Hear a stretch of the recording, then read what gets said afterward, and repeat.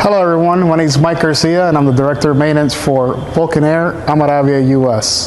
Today we're going to talk about the V1 and how simple it is to perform basic maintenance, scheduled and unscheduled, but specifically a 100-hour inspection.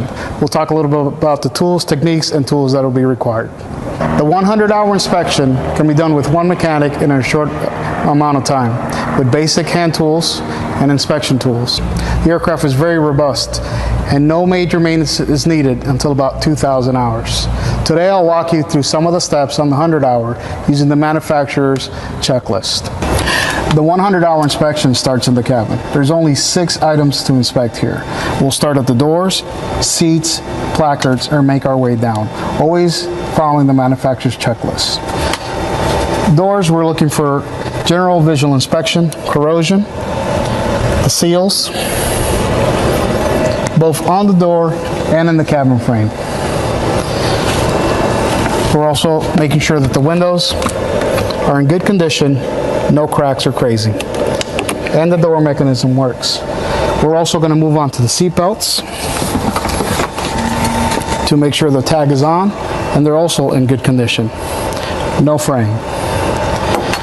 Then we can move on to placards. Always check the manufacturer's recommendations for the placards. And we move on to windshield, the medicine box, and the fire extinguisher. The next inspection on the 100-hour is the wing area. We're going to dive into it. You'll see that it's mostly general visual inspection with some detailed inspections as well. One of the things you'll notice is it's only 3 panels to access on each wing. The inspections are very quickly and easily done with one person. Some of the things we're looking for in the inspection is obviously all the flight controls, hinges, free of movement. We're checking flap, checking the skin, rivets, general condition, and of course, we'll lubricate the system. We continue the inspection on the top part of the wing for general condition. It's all a visual inspection. While we're up here, we're also checking the fuel tanks for the seal, vent, and the proper placards. And here we're going to check the strut attachment fittings. Just like any other aircraft, we'll pull the fairings and we'll inspect the bolt, cotter pin, and general area. We're going to repeat the same on the left side of the wing with some exceptions. We're also going to look at the pitot tube, stall warning, and landing lights. The V1 is equipped with a stabilator and trim tab. Here we're going to check for general conditions as well as some things like the mass balance, the torque tubes for the stabilator. We're going to check the rudder hinges as well as remove the tail cone to check for general conditions of the pulleys and torque tubes. We continue at the tail of the aircraft. We continue on the empennage.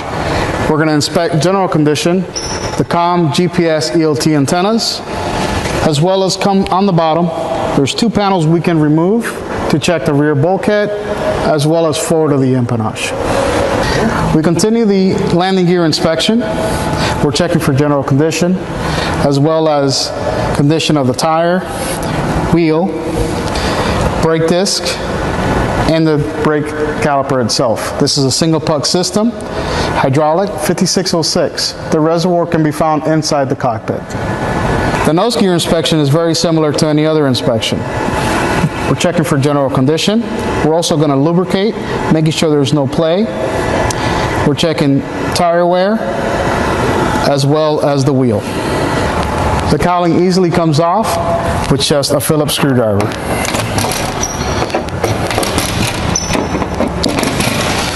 The engine is very accessible. As you can see, there's a lot of room to work on the aircraft and it's very easy to do. For the 100-hour inspection, we remove the top cowling completely for better access, as well as the bottom cowling. For the purposes of this video, we're only doing the top cowling. The 100-hour inspection on the power plant is just like any other 100-hour inspection with simple tools. We'll go ahead and drop the oil and service it with 8 quarts. The oil filter is easily accessible. The magnetos will check for timing. and check fuel system and the general condition of the power plant and hoses. On this side, we're also checking the fuel pump and fuel system, both the auxiliary and engine driven, as well as the fuel bowl and filter. Of course, we normally would have the bottom cowling removed. We will also inspect the exhaust as well as the oil cooler. V1 is equipped with a Harsel constant speed propeller. We will remove the spinner and lubricate the propeller. The flight control system works like any other aircraft. You have your yoke, rudder pedals, and electrical flap system with up to 42 degrees of flap.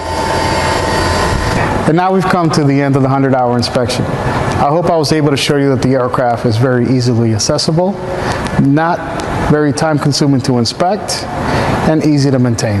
I hope to see you guys soon.